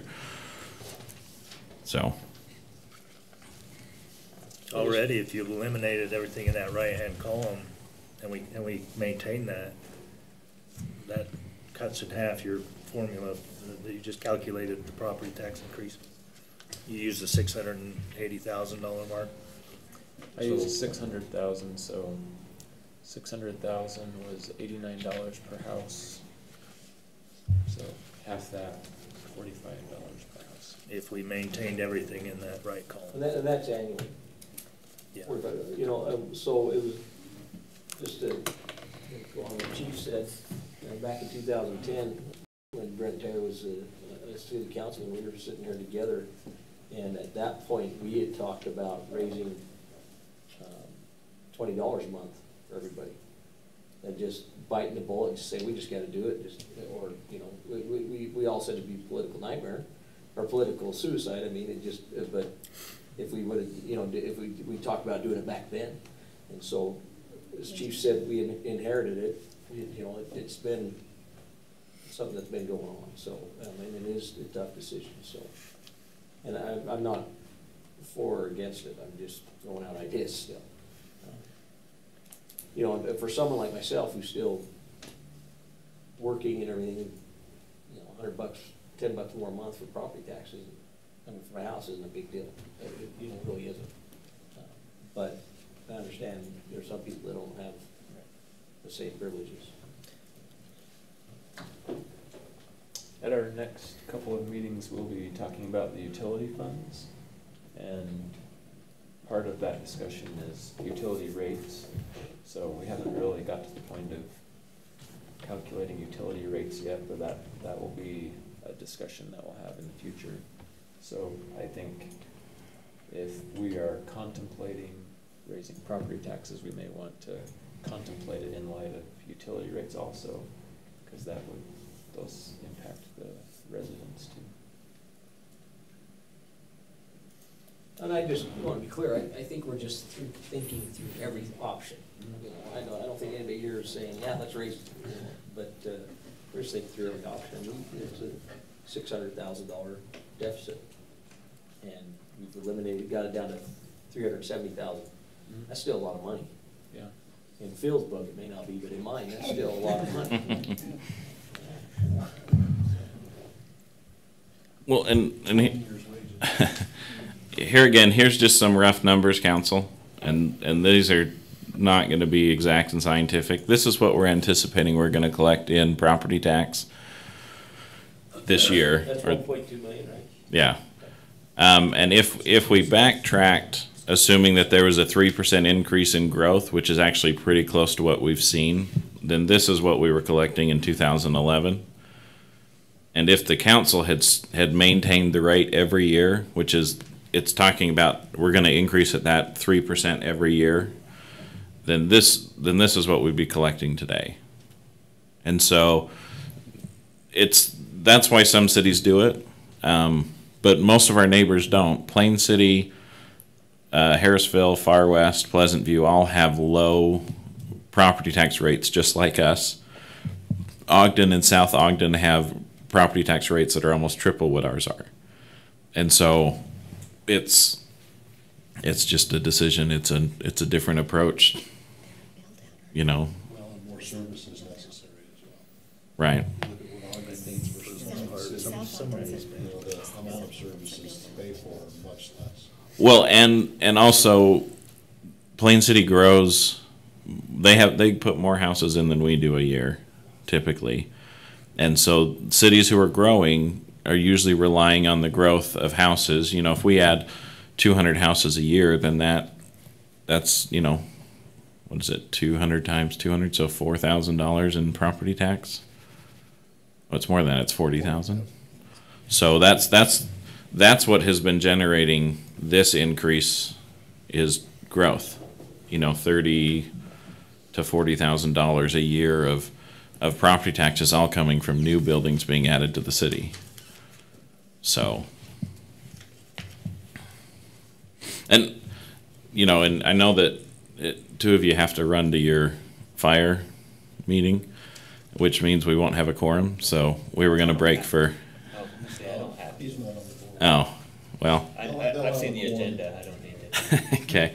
Well. They'll have a quorum without me. So well, and I'm just saying, I think as far as property tax goes, take some time, right? I mean, I think it's very helpful for Evan and the mayor and us to look at that. If this is a priority for the council, then we can figure out ways to come back and maybe reduce this number. And it might not be here, but we can probably find some ways to reduce it a little bit so that if property tax is the only option left, it's a 10% or a 5% increase, not a 50% increase.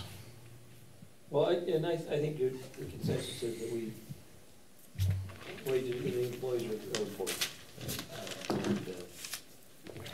So I think that's good instruction there, you know. And again, I just want to emphasize that we're not saying we're going to raise taxes. It's an option. It's something that we can, in order to help balance the budget, is something that is an option for us to consider. But there's also other things that we got to look at too throughout the budget. We have the detailed budget, correct? It's on our. In the packet? What's that? In the packet? Yeah, it's in the packet, and so I would suggest too, as a council, go through there and just, maybe you can find something, and just ask the questions. I'll tell you right now, again, you're not gonna offend anybody, you say, Dave, why do you have this here? Explain that, you know. It could be $1,000 here and there, it can add up. I appreciate that, John. You said you find 2,500 right now. We all can find that at reduced. I mean, I did already give up 60,000 for the zoning. I'm just kidding. No, we did. You know what? We figured we got a full-time attorney in you, and you could just rewrite them all as we work our way through them. So one thing I think would be helpful, and you may not want to do this, but as we're looking at different options, I think it would be helpful to know, out of these top 4 lines, kind of a rank order of priority. Because when we come back to you with information, we could say, well, if you do all 4, property tax would be this. If you do these 3 or these 2, property tax would be this. So it might be useful. I don't know if you have a feeling about that yet, but If I had, I'd say 1, 2, 3, 4. Yeah, that would be my recommendation too. That would be my Just range. the way it is. But it's safe to say it with Tiffany not being Yeah, that makes it a lot easier. I would never say that. In Tiffany's defense, she's always been the one that's been cut. And she's always, yeah. Phil, do you have any thought on that? I mean, that's what I said mine was, and it sounded like Ryan felt the same way. and it's not set in stone, but it gives us an idea of what to come back with. The harder you hit the button. It's just not responding, You and need to repeat that year in law school. so. Okay. I mean, I think that gives us some additional direction on these items. Number 5 to that part-time to full-time.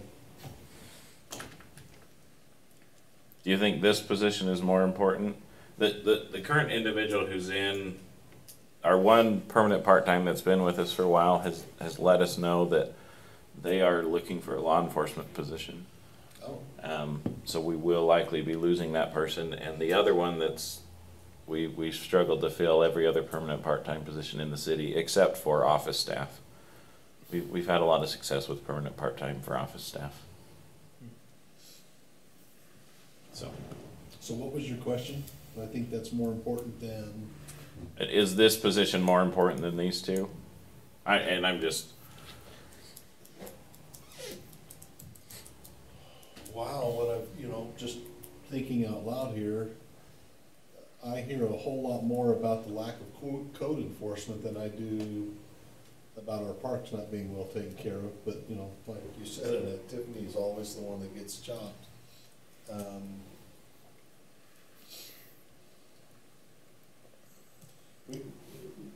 Just in the last 4 or 5 years, I've noticed as you drive around town, there's a lot more blatant code violation. A lot more. And I think it's directly attributable to we don't have any enforcement going on. We don't have that person that's going around and saying you can't park those 4 vehicles on your front lawn. Well, and I don't think it's been reactive enforcement as opposed to proactive. Right. People don't turn their neighbors in, Right. or as opposed to if someone's dedicated to it full time, then they can drive the city. Drive the streets and make those, and I think that's important from a property value standpoint and everything else. If you're the one that is trying to sell a home next to the individual that has 4 vehicles, none of which are functional, parked on your front lawn, it's gonna be harder to sell your home for what you probably could if they weren't there. And, My thought is, I think those 5 are equally, I wouldn't put one ahead of any of them. I think all of those 5, for me, are of equal need. Okay. Also with code enforcement, doesn't revenue go up? When you start writing tickets? To get to the point where we're collecting fines, normally, just in the short time I've been involved in it, it doesn't typically get to the point where you're collecting. for me, that position is, to me, is not as much code enforcement as resource officer, because now we're not pulling the police officer off the street to come and sign somebody's fixed a ticket or something like that. You're actually. What? You're having somebody. I didn't get one of those. No. You're actually having the police officers out being able to do what he's doing, you have an extra guy or person in the office. That's where I see that's a better benefit than the code enforcement. To me is minimal, more minimal than that. But that's still, I still feel the same way a lot. I mean, you haven't asked for priority, and that's where I went 1, 2, 3, 4. You gotta leave at, what time's your meeting, 5:30? I've just excused myself from it. They'll have a quorum without me. You can excuse yourself from these kind of meetings? Not from these, it's not a budget meeting, I'd have to be over there, but it's not a budget meeting right now. Not ready to text, you get excused. I misunderstood. I thought it was fix my ticket. Yeah. You've used all your get out of jail free card. So, Well, I didn't say fix a ticket, I fix a ticket, Okay. I got an inspection, so council, it sounds like we finished kind of topic of this discussion of this sheet, at least so that we have some room to work, or some work to do to bring back the next round. I think we have a few of the minor funds we still need to talk about, right, Evan? We do. Let's go through those.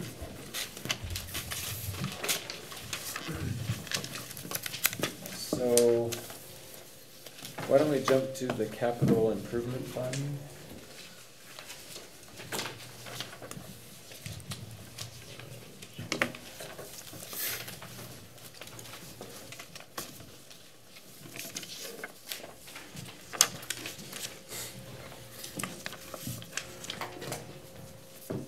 This is on page 11 of the detailed budget report. I also have a list in the staff report that shows all of the projects that are being proposed in there. So I think I'll just follow the staff report as we talk through it. A lot of the projects in this fund are programmed into the budget to be paid for using fund balance in the capital improvement fund. A few exceptions to that, but we'll just kind of work through the list. So the first one is the senior center parking lot, $250,000. This is a parking lot on the east side of the senior center building. This is part of an agreement that we have with Weber County that we would provide additional parking. I guess it was part of our agreement related to the skate park in the library. Yes. Is that required this year? No. It's 2021. 21, yep. Has to be done by 20. And is that the total price this year? Yeah, but with that, it needs to be done in 2021, but also, I think it's one of those things that hinges on where you guys are with the police station. Because if we, there's been talks if we expand the police station, farther on this property, or do some of those things, then, we'll need to take the sewer out, and by taking the sewer out, we're gonna have to go through that property, tie it into the, to existing sewer. So, if those are gonna be some things that we're thinking about doing, the police station in the next few years, I think that that's something that we can maybe hold off on. If we think that the police station's farther out than that, then, maybe we do talk about getting it. Could we make it a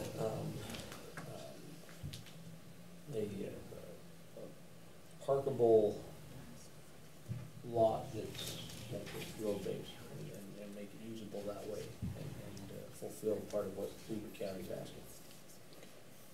I mean, I don't think our ordinance allows us that, does it?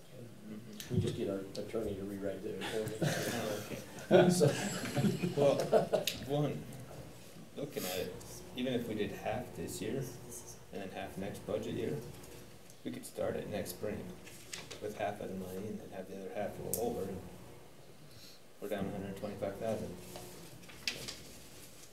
I don't know if that's an option too. But I like what, yeah, right. So, we don't wanna be tearing through that. So, Yeah, we never want to tear up the asphalt. I mean, right. So is this a fund balance transfer? This is fund balance. So we've shifted from general fund, now we're talking about Capital capital improvement fund. Okay. So this has nothing to do with the sheet that we were just looking Well, at. I can put it back over. And here again, council, this is just a list of everything that's on the radar. So, like the council specifically talked about the bathroom remodel up at Loman View. That's on the list, almost 2/3 of the way down. And so what we were doing is just trying to say, here's everything that's potentially, going to happen in the next little while, so that the council's aware of it as we move into this year or next year or the following. Even the police station's on here as a feasibility study for what we need and how much it's going to cost. So, yeah.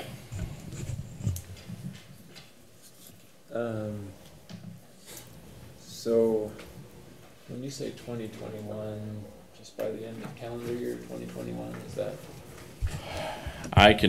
I'll pull up the actual agreement, if that helps. Well, maybe we need to answer the question though about the police station. Do we want to come up with a time frame that we feel good about? Well, we need to, I think so. I think that we need to get a feasible study done to see, If it's feasible. well, how much it's gonna cost. I mean, we could say, yeah, we want it done next year, but it comes out to be $12 million, it ain't gonna happen. Right. You know what I mean? It's not gonna be 12 million. It's that thing. How much was your fire station? He said it'd be a lot nicer than that fire station. How much was your fire station? 3, low 3s. But it's not our got some numbers from some newer facilities in Washington City, just finished one, and they're pretty comparable in size, personnel, and they did one that was 3.2, John, or 3.5 million? I want to say it was 3.5. But even if we say, just say 4 million, I don't see it happening. But, so we could say we wanna do it next year, I just don't know, you know, I mean, so I think we need to, that's why I say we need to get the feasible study done. But if we have budget numbers, we can start talking about, I mean, at least, okay, we're saving $4 million. We probably ought to start saving. When we were talking about the public works building, I don't remember, Dave, how many years did we as a city in the net save for public works building? We were putting $100,000 every year for 8, 9 years, wasn't it? Or was it about? I don't remember how long. I mean, it seemed like It was a while. quite a while, you know, so. We were never gonna need it. No, we were never gonna need it, but we'd started planning, putting a little bit away here, so. So a feasibility test, will you explain so that I understand, that includes getting costs from, contractors for the bid? Just a rough order of magnitude of cost, and that would come from, you know, whoever does the study. They can say, you wanna build this big a building, it's gonna cost approximately $100 a square foot or whatever. It's not from a contractor. So the architects who typically design and work on these would be the ones who do the feasibility, and they'd be able to say, well, looking at everything that's been built in the past 5 years, it's between $100 a square foot and $150, and that's, so they give us a range. They wouldn't say it will cost this much. They would be able to give us a minimum. If you built it tomorrow, the minimum expense would be this many dollars. And just so you know, sometimes they're wrong. $30,000 to find out that So, It can happen, no, seriously, it can happen. not to sidetrack you, but we have to build it by 2023. That's right. The parking lot, The parking lot's right here. not the police station. Yeah. I say we hold off on it till we know what we're doing with the police station and all of that. I don't. The only other option would be to run a sewer line down. Yeah, you know, I would run it now and hope like heck we can tie on to it later. You know? Yeah. So. When would Chief Queenie, when do you feel like we need to have that? Yesterday. 10 years ago. We're busting at the seams out there, and, you know, we've used up every spare closet to make an office, and, you know, when I get my supervisor staff together, we sit around a table with, you know, big enough for 3, and there's 12 of us around it. You have Reese's though. What's that? You have Reese's. I got a whole bowl there. There you go. Somebody keeps dipping in. It just doesn't function as a police department anymore, for safety, security reasons, and then just the size, just outgoing. So ASAP would be my answer, I guess, to your question. And council, just, you know, as the chief mentioned, you know, someone built a usable facility that they're very happy with. It's not on the cheap. It's just not fancy for $3.5 million. If we took what we have in the general fund and the capital project fund, we've got $2.8 million. And obviously we don't want to just go and wipe out all our funds, but it's part of what we've been doing in the past 10, 12, 15 years as a city is saving money for stuff. And so, you know, it's not unfeasible to plan for projects like that. That's how we got the Public Works building, is we use some of the fund balance and some, you know, things like that to make projects happen. So technically, how soon could we actually get started on the police building? If you're asking my opinion, Yeah. I don't think you want to take your general fund balance below $1 million.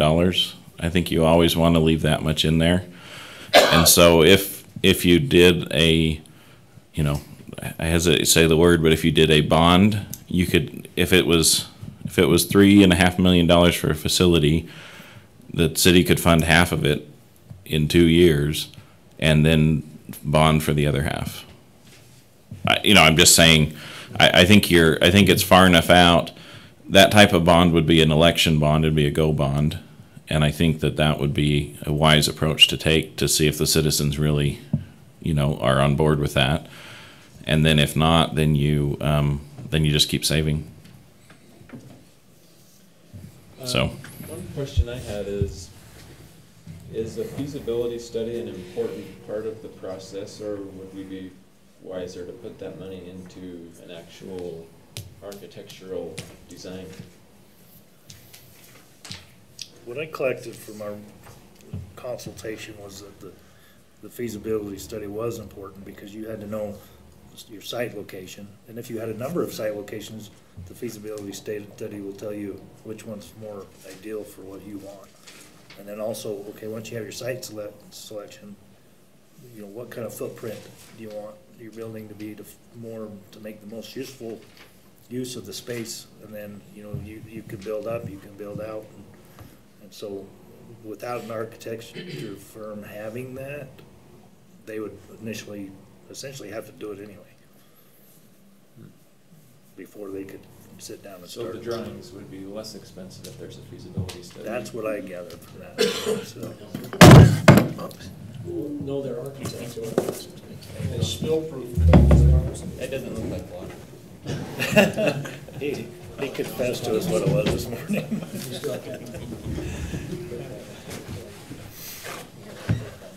So you'd say feasibility is wise to do a feasibility study? It helps us decide site location first.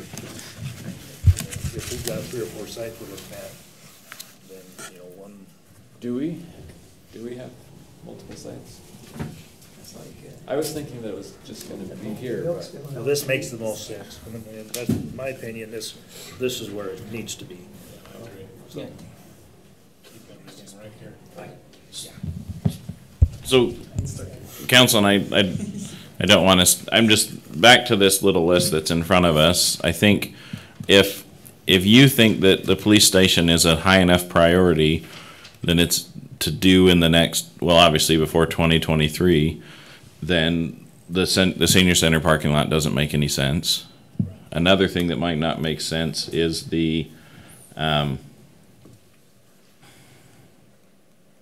wasn't there something else here for the police station? It was the renovation here, but I think we already took it off. Oh, okay. So we also had the surveillance. So the surveillance system might not make sense, but it also still might make sense. That the group that we've been looking at has said it's completely portable. They all plug into the Cat, is it an 11, Cat 8, whatever your standard Ethernet type cable, Cat 5. And so all they have to do is just pick the camera up, move it over, and plug it back in, and they're up and running again. So it might make sense to. Your council room remodel is on here, but it's only 3,000. We talked about doing. Oh, right. More, but. We can do that in this year's budget. Don't you think? 500 from moving to Campbell Barn, are we under a time crunch for that? So there's a developer who is buying that property right now. Oh, okay. And so that would be the reason. This is the type of project impact fees could be used for. So of the roughly $450,000 of parks impact fees, we could use a portion of it to move it over to what the island. And the other thing that might be nice for that is then we could actually use it as a camera spot. We haven't talked to Max yet, or the folks who are running the ground. But the idea would be that if it's going to get moved over there, people are going to go and take pictures by it. So we want to plan for that and make sure they're not just trampling the alfalfa that's over there.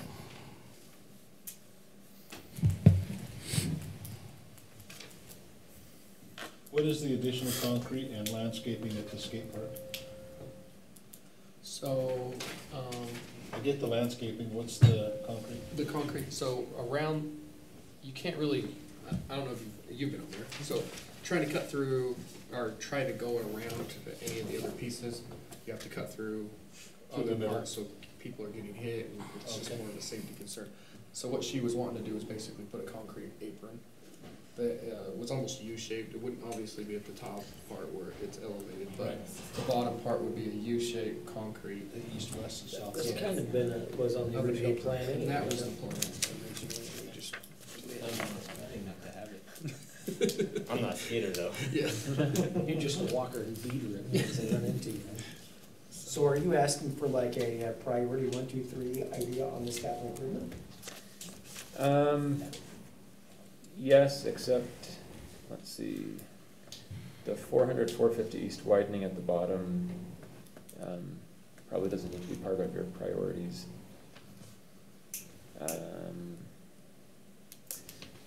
The street lighting is something we need to talk about. Street lighting, I think, is one of those things that if we don't get the grant, I don't think we do. But that's just in my own opinion. We'll be down, by the end of this year, Be down to 2,100. we'll be down to 1,700. 1,700. Yeah. And you've already applied for the grant? Yeah.